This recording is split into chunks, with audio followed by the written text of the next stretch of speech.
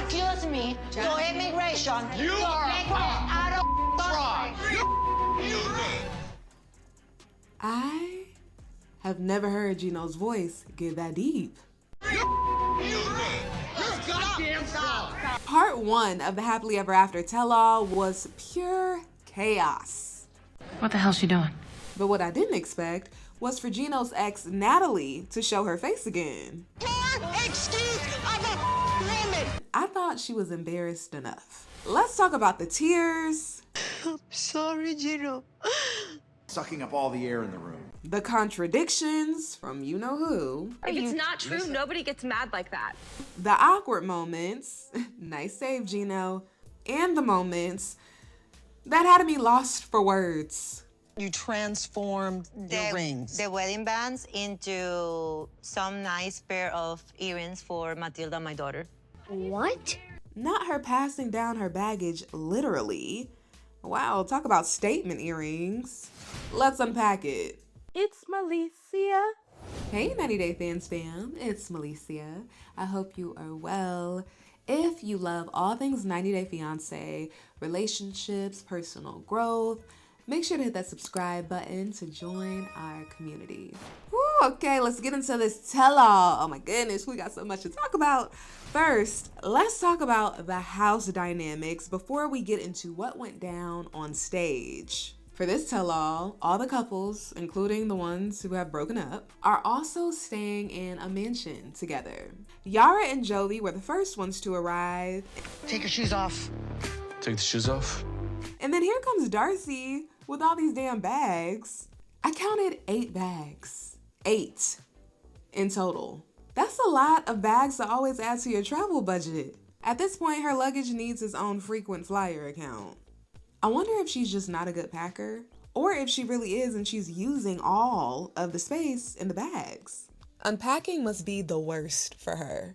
It takes some people weeks to unpack one bag.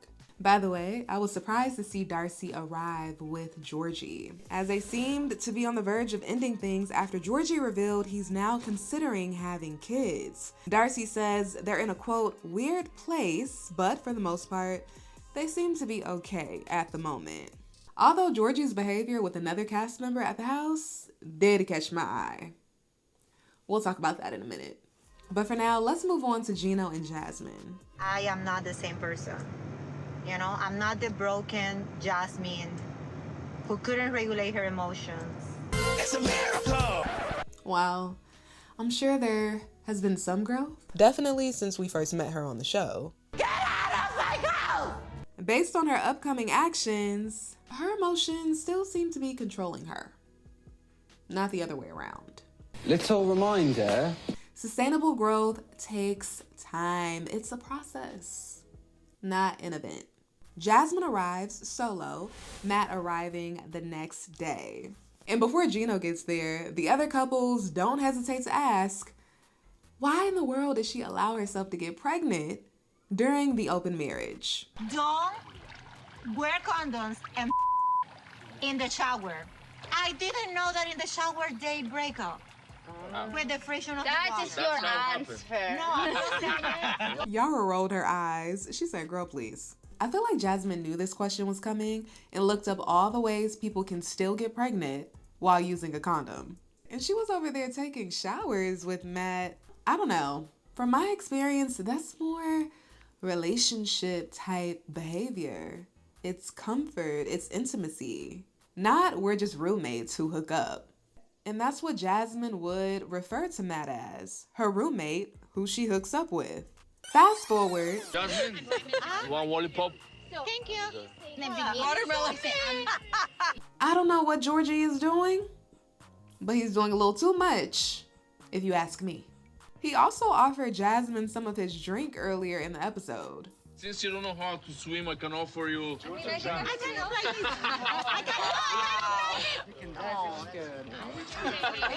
careful. Next time, let me open marriage with Georgie.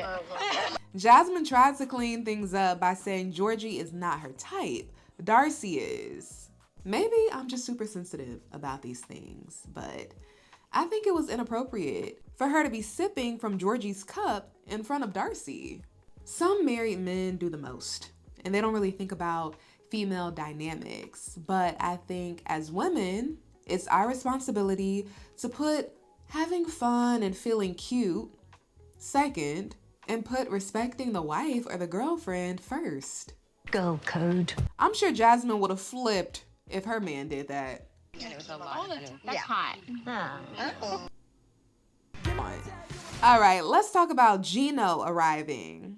Oh gosh. Is that Jasmine? Not the scary music.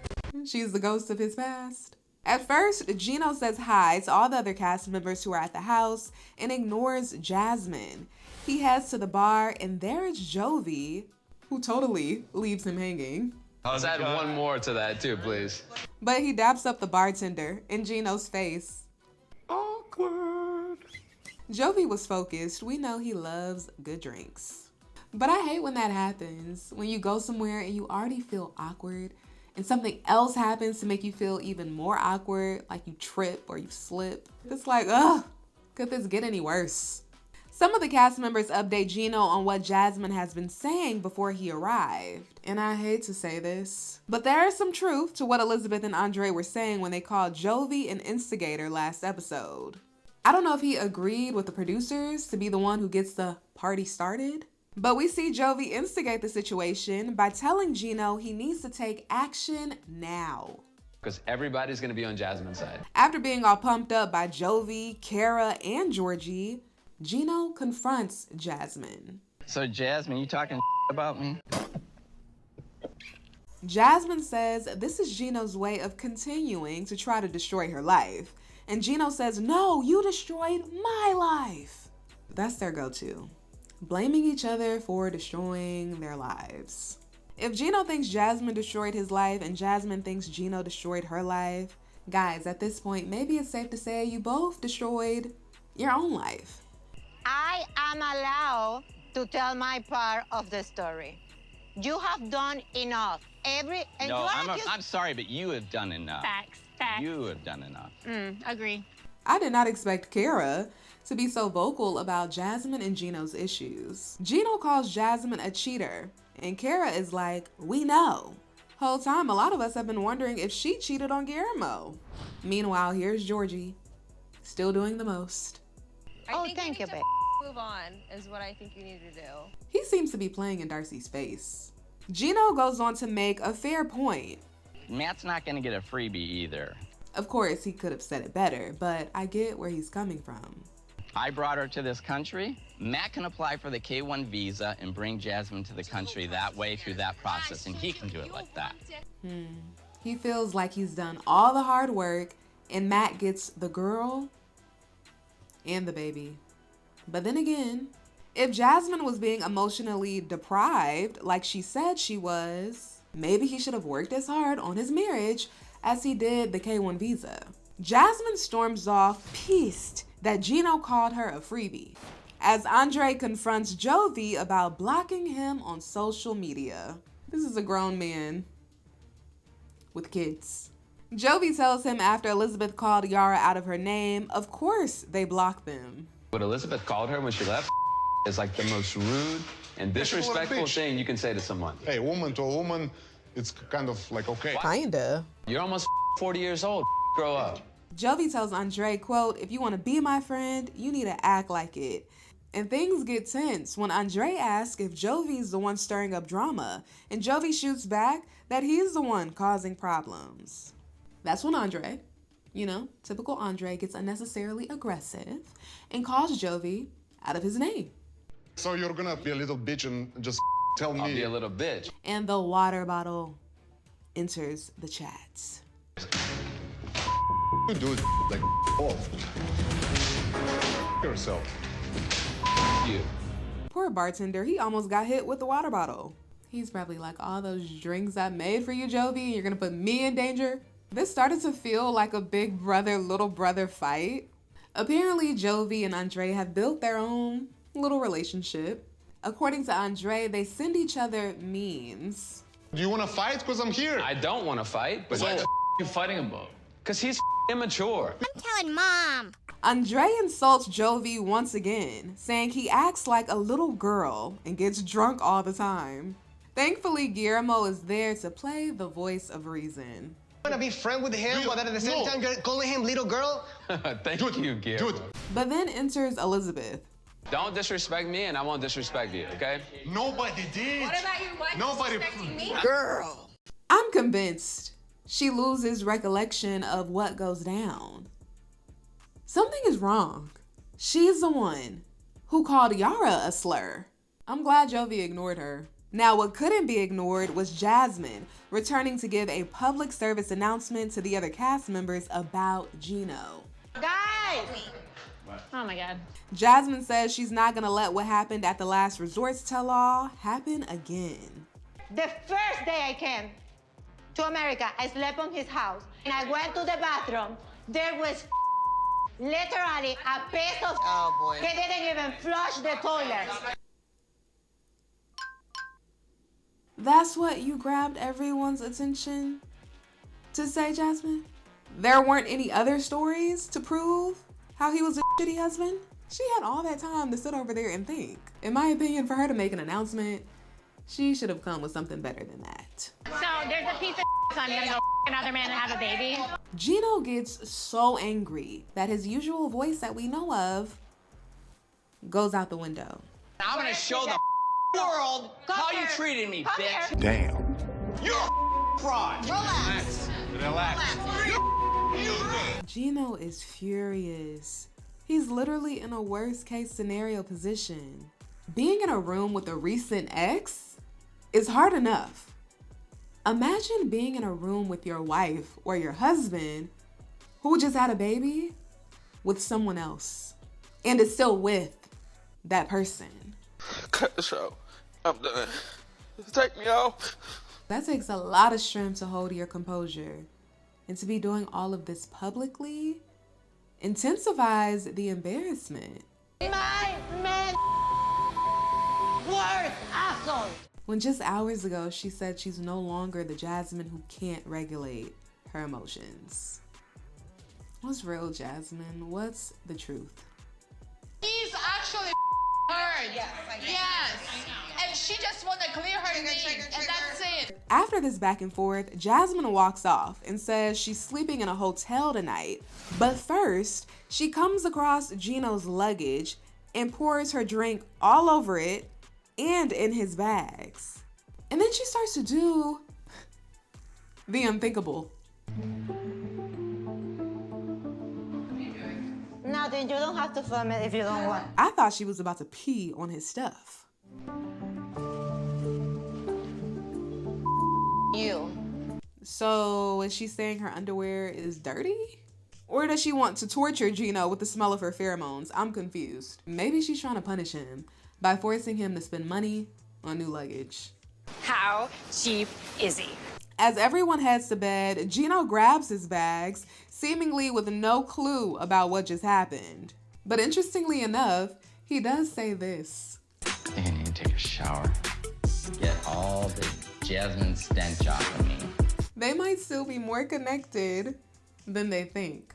It's the next day and the couples are on the tell-all stage. As Jasmine sits next to Matt, host Sean Robinson asks her, what does she do with her engagement ring and wedding band from Gino? And everyone was shocked when she said she turned them into earrings for her 3-month-old daughter, Matilda. Yeah, because I'm gonna get the baby some earrings, so. Wait. Like, have you think about what you're gonna say to her in the future? I mean, it is what it is. If anyone should know that a parent's actions is not as simple as it is what it is, it should be Jasmine. In my opinion, energetically, those rings symbolize the past, being emotionally unfulfilled. Why would you want to put them on your daughter? That choice is concerning. And why would Jasmine want to be reminded of where they came from every time the baby wears them?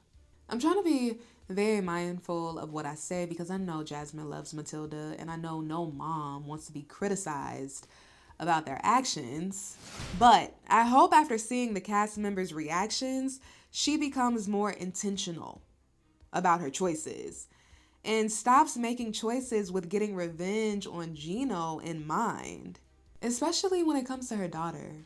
Were the earrings supposed to be a flex? I'm gonna put the fact that I had a baby on you in your face even more by turning the rings you gave me into earrings for her, instead of just giving them back or selling them to a pawn shop and getting some cash.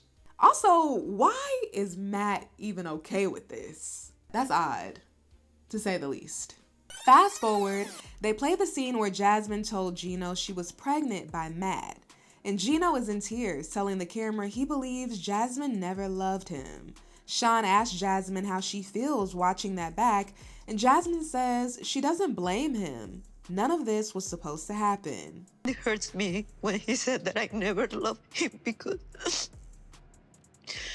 he knows that I did. Jasmine tells Gino sorry, and Gino says he used to fall for those crocodile tears, but not anymore.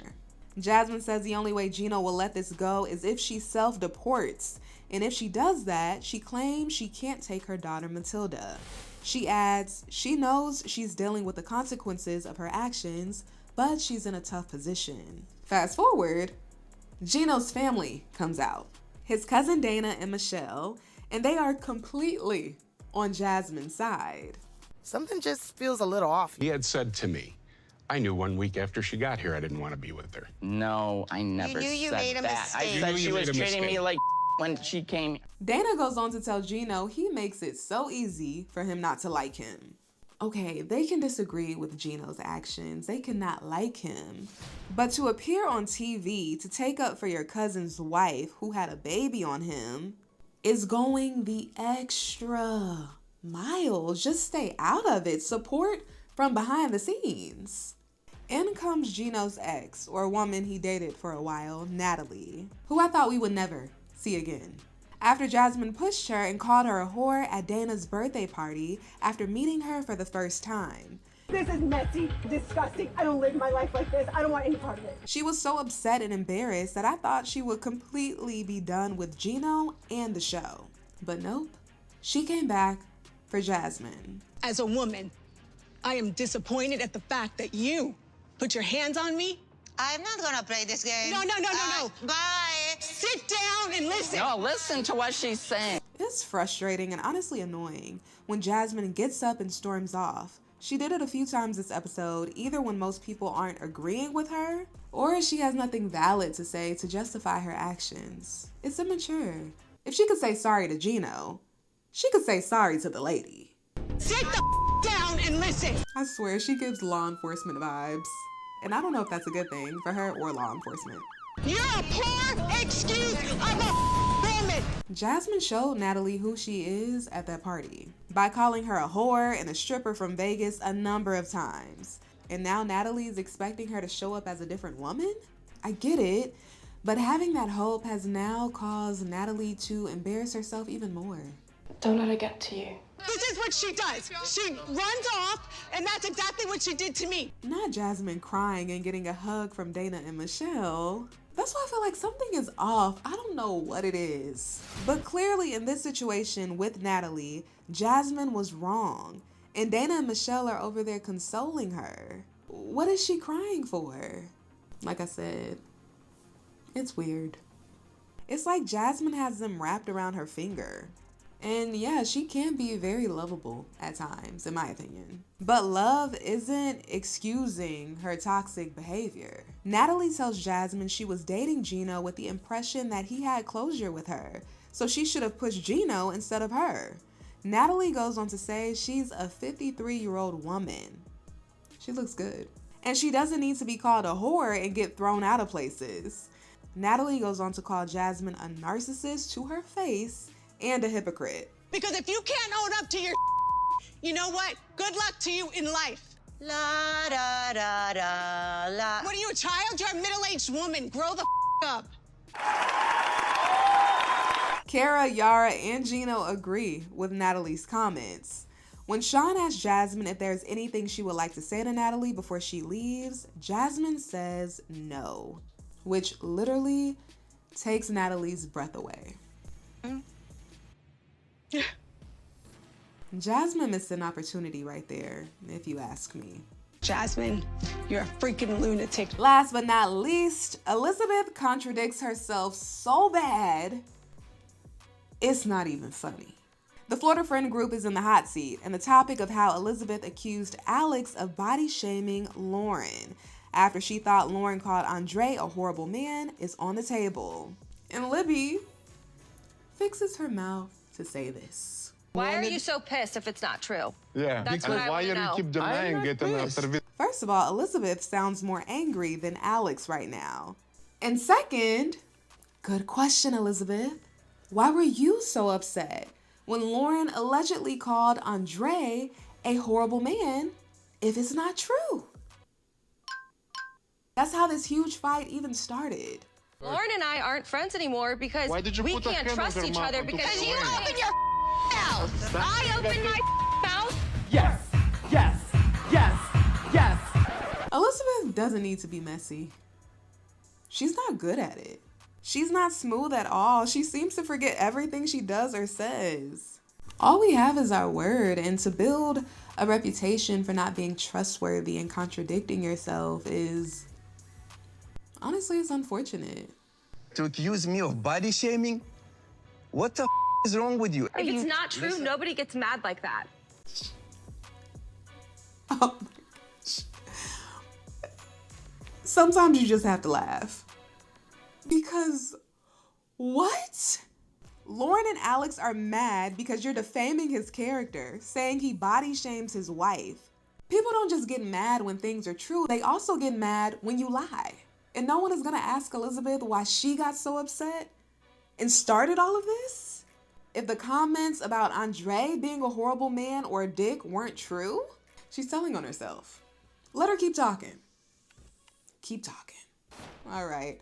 Next week, it looks like Brandon and Julia are going to finally tell his parents they are pregnant after waiting 6 months. Oh, this tell-all was something else. I couldn't even talk about everything I wanted to talk about. All right, 90 Day Fans fam, thanks for hanging with me. If you haven't already, make sure to hit that subscribe button. It helps me out a lot. I will see you next time.